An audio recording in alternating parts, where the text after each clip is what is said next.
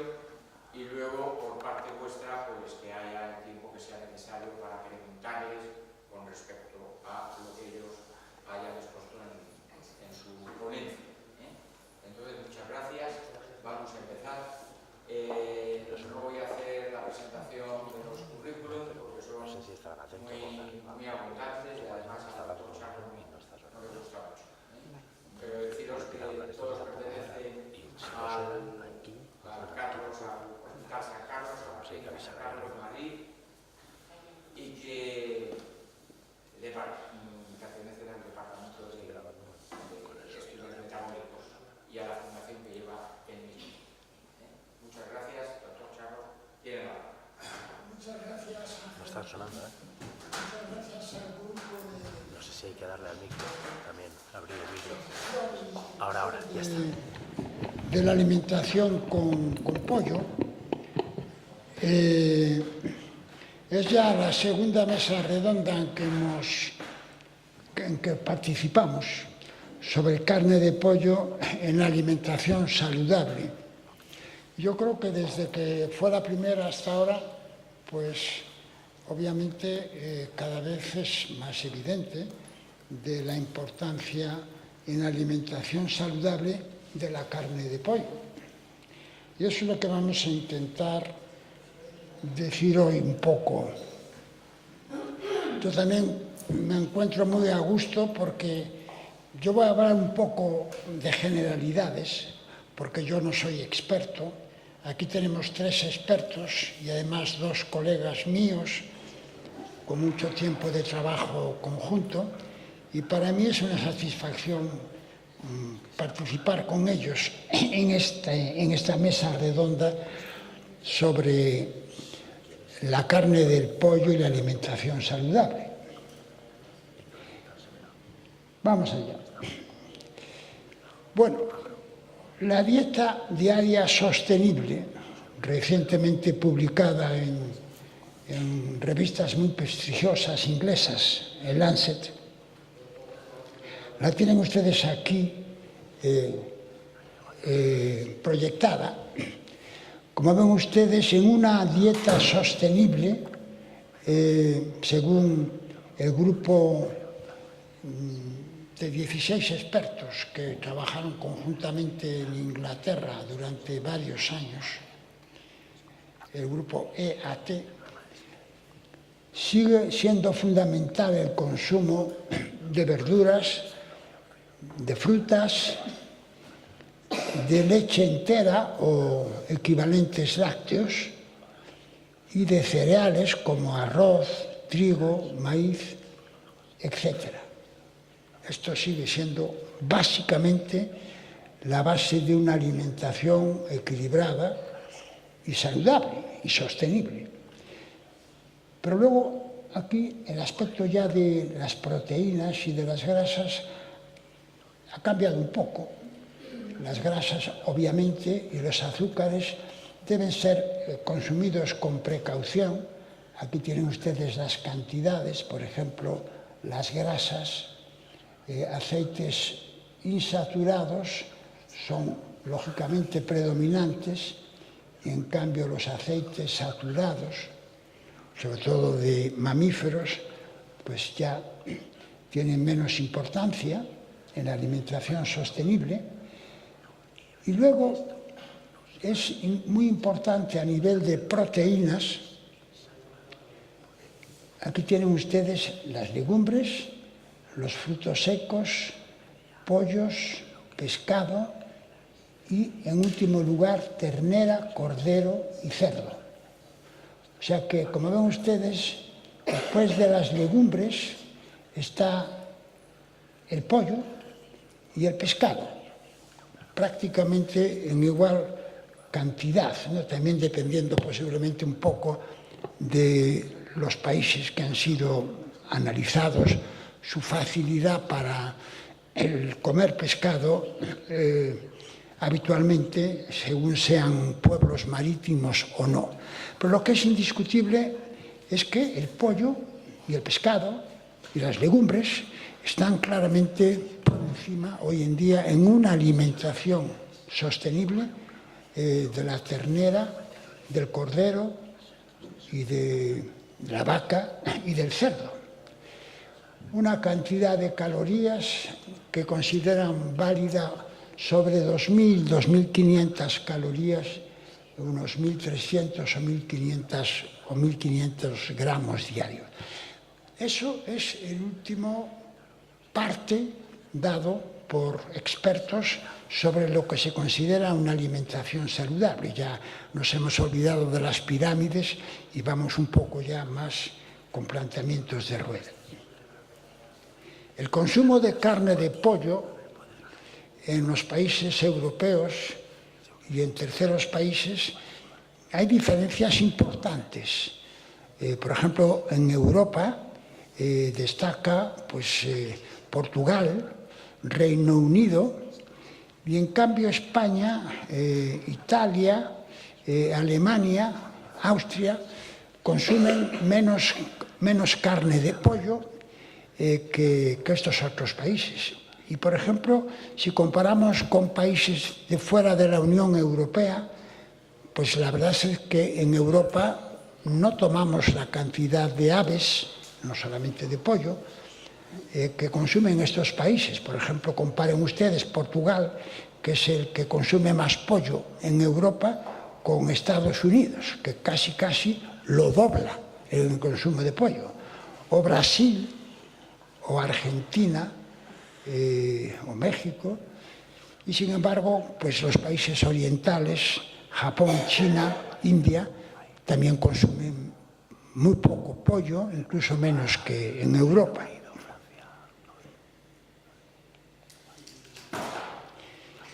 Hoy en día empieza a hablarse de lo que se llama la salud planetaria.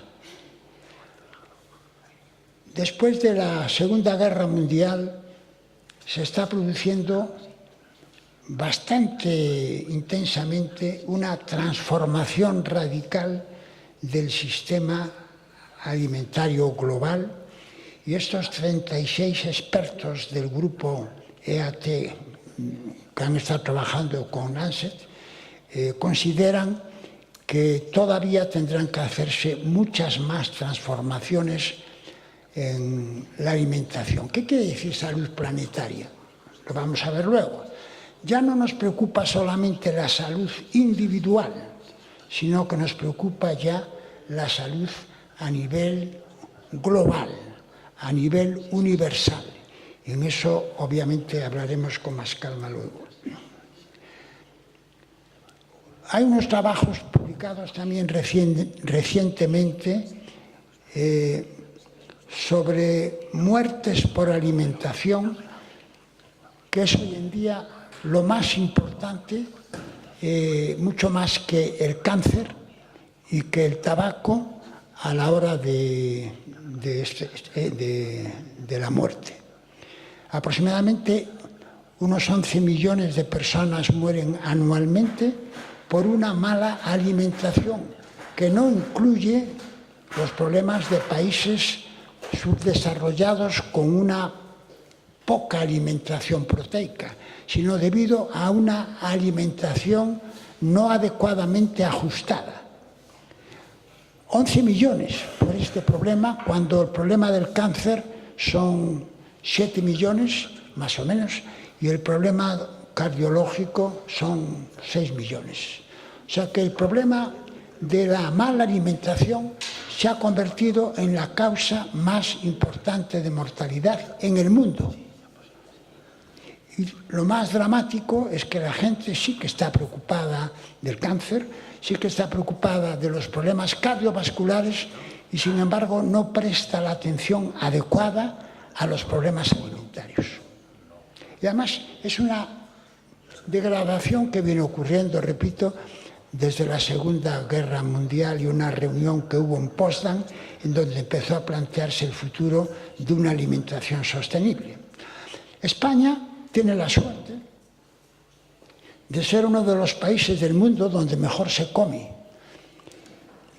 Y se come bien porque tenemos la suerte de tener una alimentación excepcionalmente buena. La dieta mediterránea, ahora está emergiendo la dieta atlántica, la dieta del centro de España. Quiero decir que España tiene una variedad alimentaria incontestable que no está adecuadamente valorada en todos los extremos. Porque tristemente a veces parece que solo hay una alimentación, que es la mediterránea, que además tristemente desde los años 70 cada vez se come menos. Pero sin embargo hay zonas de España que todavía siguen teniendo una alimentación muy antigua que hace que tenga unos beneficios como luego veremos. Pero bueno, como ven ustedes, España ocupa un lugar privilegiado en esta alimentación comparado con otros países. Por ejemplo, Estados Unidos está en el puesto 43. Gran Bretaña en el 23. Como los países más ricos, sin embargo, que tendrán mejores coches o tendrán mejores casas, sin embargo se olvidan de lo más importante que tiene el hombre, que es su salud. Pues bueno, eso tristemente es así. O sea, la riqueza de un país a veces no conduce a una situación favorable a nivel de un envejecimiento adecuado, sino que se traduce en menos beneficios para el individuo y posiblemente, como luego veremos, para el planeta. Al mismo tiempo, España es un país que ocupa el primer lugar del mundo con respecto a una calidad de vida. Y esa calidad de vida incluye aguas adecuadas, potables, incluye servicios asistenciales, incluye obviamente la alimentación. España ocupa el primer puesto del mundo a nivel de los índices de los países con más calidad de vida y desde luego es fundamental el tipo de alimentación o de alimentaciones que tenemos en este país. Según el Instituto Nacional de Estadística publicó en 2012, poblaciones por encima de 90 años en el Atlántico, Galicia, que también incluye obviamente Asturias, Cantabria, norte de Castilla, se hace una comparación con la zona mediterránea. Aproximadamente esa zona de Galicia, Atlántico, Asturias tiene 3 millones de habitantes, no llega, y por ejemplo la zona de Cataluña tenía en el 2012 10 millones de habitantes, y en la zona del Atlántico, Galicia, Asturias, había por encima de 90 años 1.300 personas, y en cambio en Cataluña 1.500 personas. Claro, si ustedes comparan la población estudiada, obviamente sale muy beneficiada la zona atlántica comparada con la zona mediterránea. Se calcula que aproximadamente en el año 2050 en Japón habrá 1 millón de personas que tienen más de 90 años y en la zona atlántica posiblemente habrá sobre 200.000, 250.000 personas que tienen más de 90 años. Un estudio muy reciente de un grupo de investigadores portugueses del norte de Portugal han hecho también un estudio increíble en 400 regiones de Europa. Estábamos hablando antes que cada vez más gente que no es veterinaria o médica se está metiendo en los temas de nutrición. Estos son epidemiólogos y compararon 400 regiones de Europa, de toda Europa occidental, y se contaron con la sorpresa de que donde en poblaciones que tenían entre 70 y 80 años, las compararon cuando esas personas de 70 a 80 años tenían entre 80 y 90 años. O sea, de 70 a 80 años, vieron cuántas personas sobrevivían entre entre 80 y 90 años. Y así evitaban pues, los planteamientos de envejecimiento, de inmigraciones, etcétera, y podían realmente valorar cuánto era la supervivencia de esa población ya mayor, entre 70 y 80 años. Y se encontraron, y lo tienen ustedes señalado aquí a la izquierda, con la sorpresa de que la población que más vivía era la población del antiguo Reino de León, Galicia, Asturias, Cantabria, norte de León y Castilla y norte de Portugal. El sur de Francia, el oeste de Francia y una pequeña zona norte de Italia. Pero que en cambio en el sur de España, en el sur de Portugal, e incluso en el arco mediterráneo, y no digamos ya en Gran Bretaña y en Escandinavia, la gente que sobrevivía y que, de 70 a 80 años y que vivía entre 80 y 90 era mucho menor. Está señalado, perdón, esto era en la izquierda, está señalado en la figura de la derecha. Y es que aproximadamente el 40%, que se dice pronto, de las personas que tenían en esa zona del antiguo Reino de León entre 70 y 80 años, el 40% seguían viviendo entre 80 y 90 años. Y que en cambio, en las zonas marcadas en rojo, sobre todo en el norte de Gran Bretaña, en Escandinavia, en el sur de España y en el sur de Italia, solamente el 20% de esa población había pasado de vivir entre 70 y 80 a entre 80 y 90 años.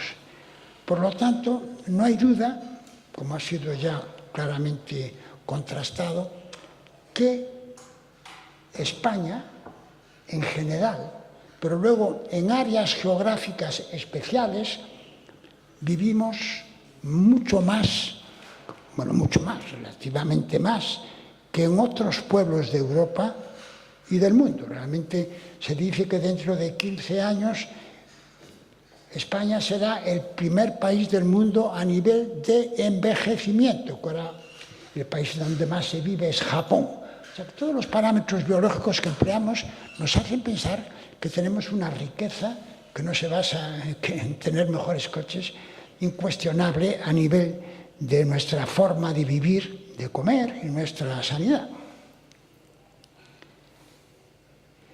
Evidentemente hay trabajos ya muy clásicos. ¿A qué se debe esto, no? Bien, yo les voy a decir a ustedes tres cosas que creo que son muy importantes. Lo primero es, ya son trabajos clásicos del grupo de Ring en los Estados Unidos, sobre los beneficios del consumo de omega 3, que es una grasa, como ustedes saben, que existe sobre todo en el pollo, en el pescado, en los frutos secos y en el pollo, en contra de la grasa saturada que está en la carne roja.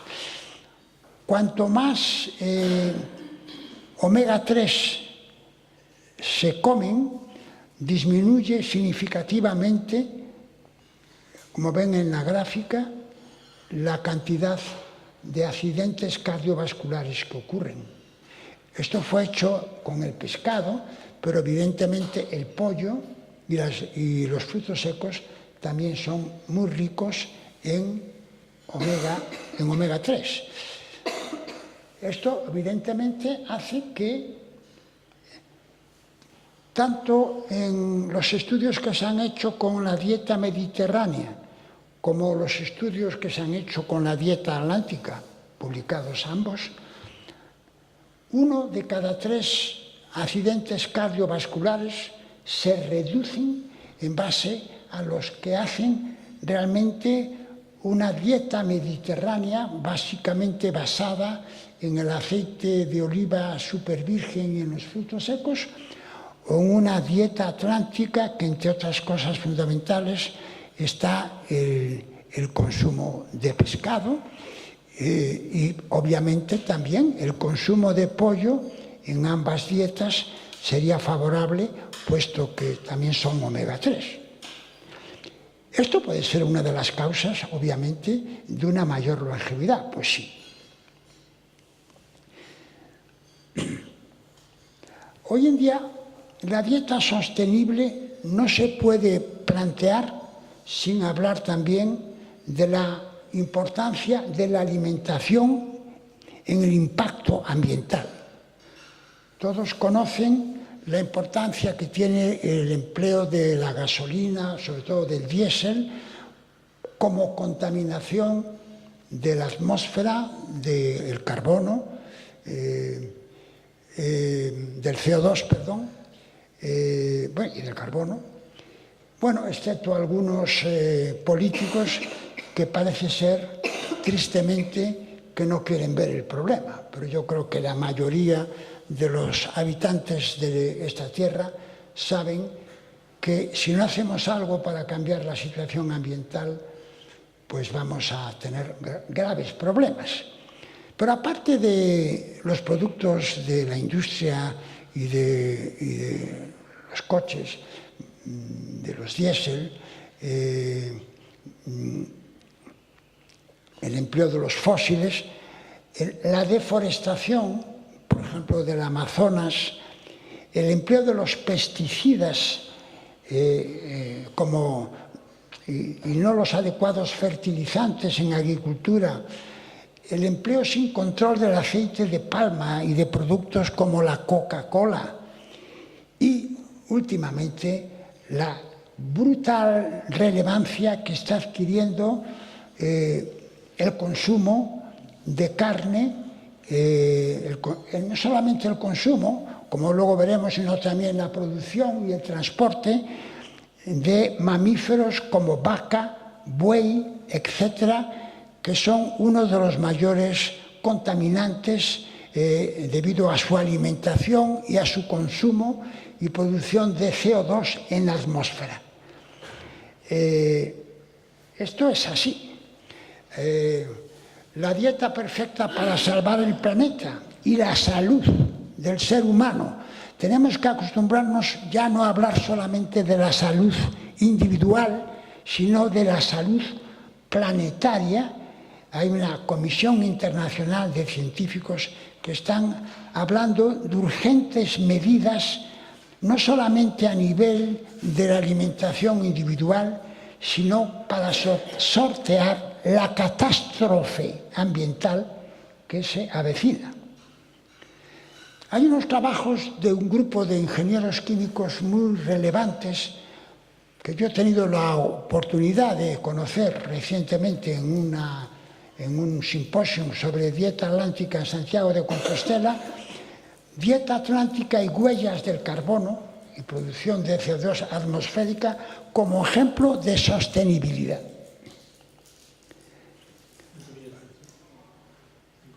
¿Perdón?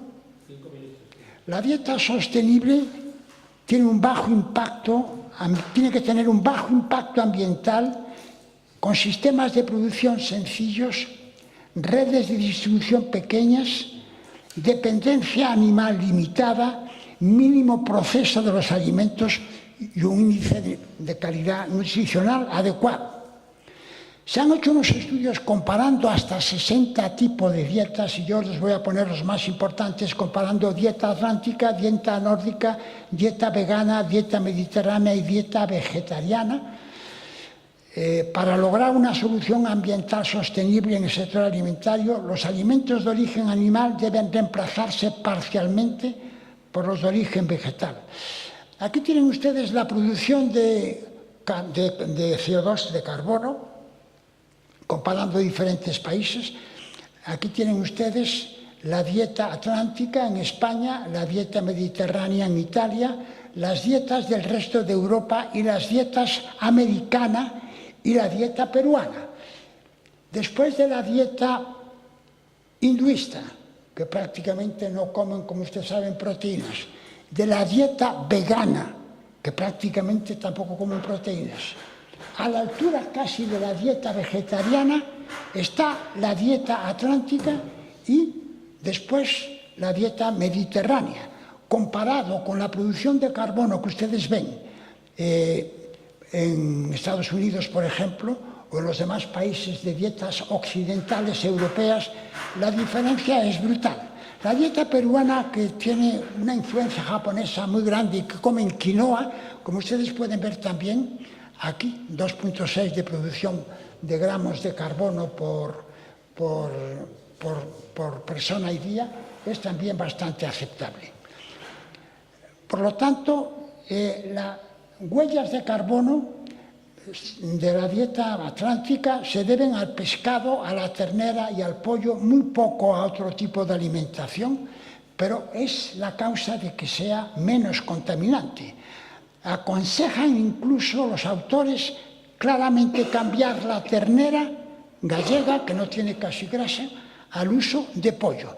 Y así la huella de carbono es de 3 kilos de CO2 por persona y por día, que incluye la producción, el transporte y la cocina. Y por último, nuestro destino, genes y cultura. Hoy en día no se puede ya separar la alimentación de nuestros genes y de lo que se llama la epigenética, que es un poco el envoltorio de esos genes y que es la ortografía que podemos variar según lo que comemos.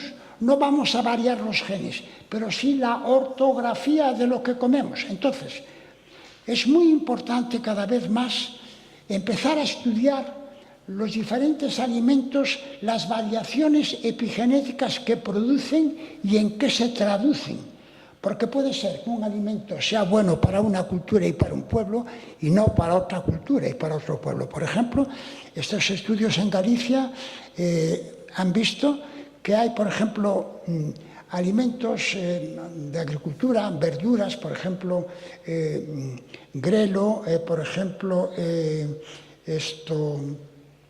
tomate, etcétera, que pueden ser diferentes según los grupos estudiados a nivel de las alteraciones epigenéticas. Y para acabar, si ustedes me preguntan a mí a dónde vamos, cuál podría ser en el futuro una alimentación saludable, mi experiencia como clínico, como médico que trabaja en la consulta, es que cada vez vamos más a una alimentación ovo, lácteo, pesco, pollo, vegetariana. Pero lo más importante es que los veganistas y los vegetarianos van a ese mismo tipo de alimentación. O sea, los vegetarianos sobre todo están empezando a aceptar que además de ser vegetarianos tienen que tomar algo ovo, lácteo, pesco, pollo, para procurar que esa alimentación sea cada vez más saludable y más adecuada a nivel de equilibrio de diferentes alimentos. Y nada más. Muchas gracias. Muy bien.